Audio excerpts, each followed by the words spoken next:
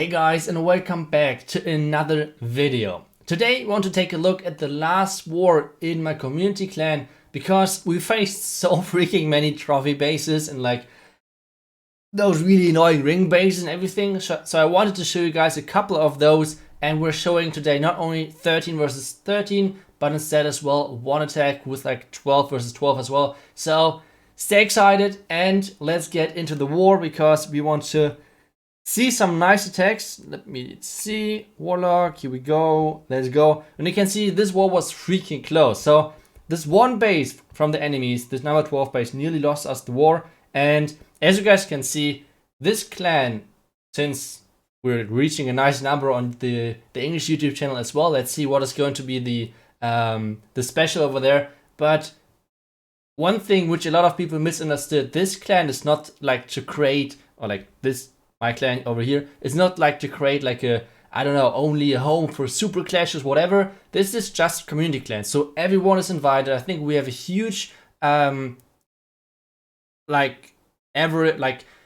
so many old people, young people, like it's really nice variety in there. So this is what I try to build and work really nice. So let's see if I can do that for the English channel at some point as well. If you want to check out obviously any events which I'm doing, make sure to join my Discord server. But now this was enough advertisement. Let's get started. And this base from the number 12 nearly cost us the war because you guys saw a couple of bases got attacked like 3 times, and the number 12, luckily in the end we were able to triple that. So this is going to be the base which I will show you guys first.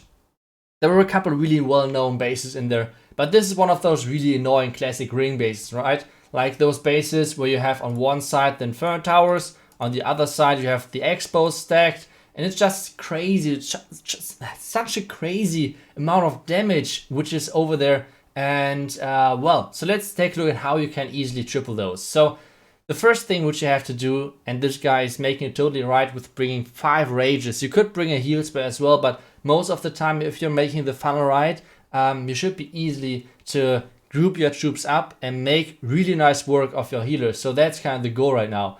And I have already to say at this point, because as I said, basically, those are not professional attackers or whatsoever. It's just the community who's attacking. That's the nice thing about that. So one thing which I have to say on this one, he's having 5 rages, which is a crazy amount of spells. And what he's doing right now, he's leaving this gap open. What he should have done instead is using the rage to make sure that his warden is getting deeper and clearing this part of the base to have everything grouped up. Because now take a look at what is happening. The troops are splitting. The Yeti smash itself with the warden and the king is going left. And the queen with like 1 or 2 healers is going to the right. Because now the healers are splitting and this is a huge mess. Even though this still works most of the time, or like sometimes on those ring bases, it's a little bit risky. So if you want to make sure that you like non-stop tripling those bases, there's an easy way to do so. The warden walk approach was the 100% right thing to do. Bringing no jump spells was the next right thing to do because there's just no need for it. You do not want to go for the town hall, that's for your blimp. As he did, he just sent in the blimp, cleared out the core, everything went perfect. So if he can make sure that everything is staying on top of each other, like going in around the base like this would have been a huge overkill. Instead, it's still going to be a triple, even though this dragon is trying to defend everything he could. But this is still going to be a triple, and like I said, those ring bases, if you know the right approach with like the warden walk, and you just bring like tons of rages and make sure that the warden is getting the right amount of value, those bases won't be any issue anymore for you. So this is a nice trick. And this highlights that even if you're not executing it perfectly, you can still get the triple. So nicely done by Michael. I don't know how to pronounce it actually in English. But either way, we want to take a look at the number 1 base as well.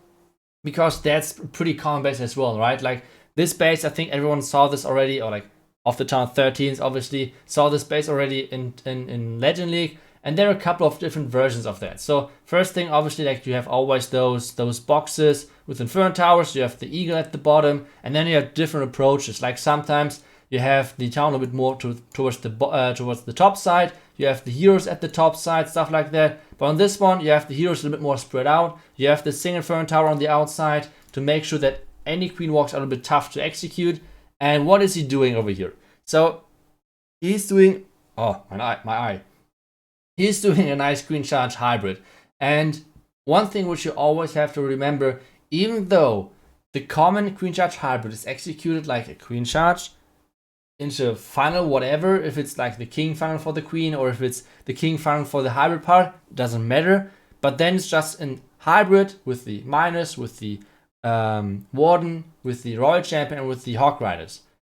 Never forget that you can mix things up as well.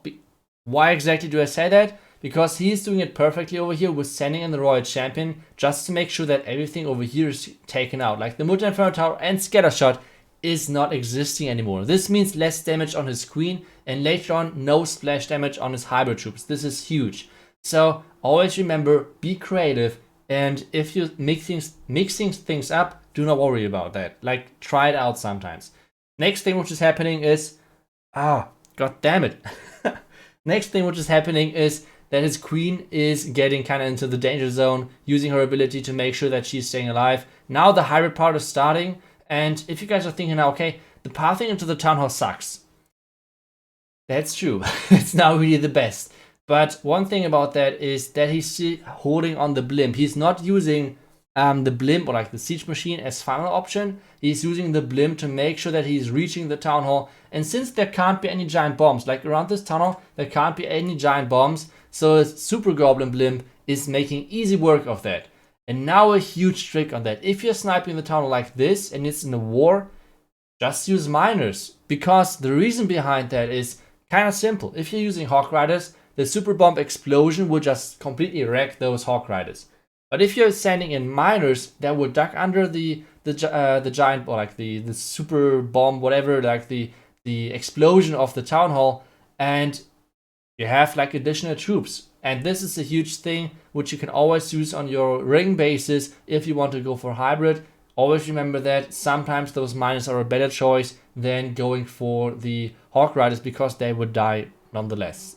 So nicely done by Pixon, really great attack by him. We can speed forward the rest of this attack. And now let's get one more attack in and then we take a look at the Town 12 attack. So we're taking a look at the number 11 from Spike. And he's showing us some really creative work once again with the Royal Champion. And once again, even though this is like I guess this is more like looking like a Titan base, I would say. The other two bases were like normal Legend League bases, normal bases, which you can find over there. But, well, this is a different one. What is he doing over here? He's using first off the king to funnel his queen on the outside. Then he's trying to wall break his queen in to charge like this entire side. And he's trying to support his queen with the Royal Champion because there's going to be so much damage on her at some point. So, first rage is going to be placed. And then the queen is going in. King on the outside, meanwhile, still funneling. This king skin looks so strange. I don't know, like freaking robot. It's actually kind of funny. But yeah, queen meanwhile is doing her thing. King is using his ability at some point, and queen is now taking out the enemy queen. Nice poison to kill the enemy clan castle. And now you guys can see already the pathing which is getting created. Like if the queen is keep going this path, if he's taking care of the top side with like a siege barracks, you can easily just send in the hybrid for this part of the base. You do not always have to take care of the town hall with the queen charge. That's not really necessary. And now take a look at the Royal Champion, because he sees that most of the stuff at the top side is not dealing, or like the Royal Champion is not really needed at the top side. And that's kind of the great thing about the hybrid, because you have not like Hawk Riders. Like if you're sending Hawk Riders, you need the Royal Champion behind your Hawk Riders if you have something like the King over there.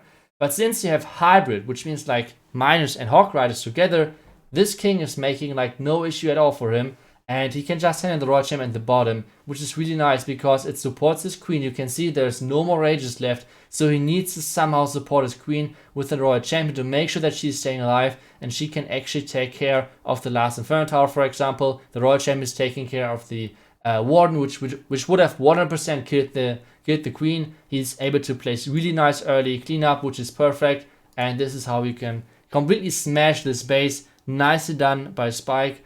And yeah, another great hybrid attack. Another thing which I like about hybrid is that it's like a really nice starter strategy. Obviously, you can master Queen Charge Hybrid like to insane high level, but at the same time, Queen Charge Hybrid is like the first step into the more complicated attacks, I feel like.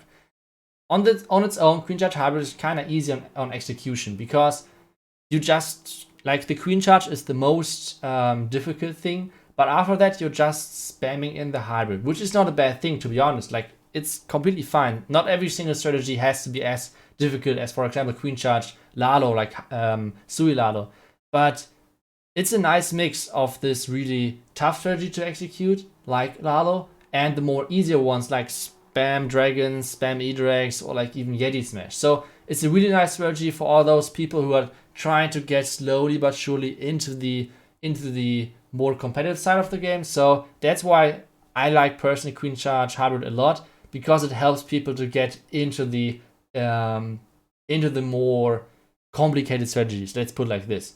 So on this one, really nice Queen Charge to get rid of the Eagle, and now the Rage to get rid of the Town Hall. Nicely placed with the Rage. Queen, everything is still in the Rage. Now the Poison, that's I think the biggest mistake which he did. Like this part of the Poison over here, this part is not really needed. If he would have had the part, or like if he would have placed the Poison a little bit more like towards over here, he would have caught the enemy Queen, which means you wouldn't have had to use the Queen ability and that many freezes. So this would have been a huge improvement kind of like on the attack. But either way, he did already send in the Hybrid and the Siege Barracks over there. And I think the next thing which he could have done differently, he could have timed all of the things a bit better. And now let's take a look at this wall break. This wall break is crazy, because this wall break is opening up the Queen to go like out of this compartment into this one and reach everything over here. This wall break was actually crazy, because now, slowly but surely, all of the miners are dying, because the last seal spell is placed at the bottom, but the troops were splitting. So the right side with the troops, which was the majority of troops, are actually kind of dying really quickly to all of the giant bombs, which are in this compartment. Like 4 freaking giant bombs in this compartment. So this was making it kind of close, but this, in the end, still is going to be a triple. So all of the guys were asking, Itsu, can you use Queen Charge Hybrid on other town levels as well? Yes, you can. Yes, you can indeed. So, really nice attack by Heidenai. And yeah, this is how it's looking right now in the community clan. Looking really good. Close war, but it was the victory. So that's everything which counts. And yeah. So guys, thank you so much for watching. I will be back tomorrow for like another strategy. Or like, I will most likely show you guys how our Clash Worlds qualifier, like the next phase, which is starting today, was looking like. So stay tuned for that. Make sure to follow the channel. I will see you guys back tomorrow for that one. And until then, see you guys and bye bye.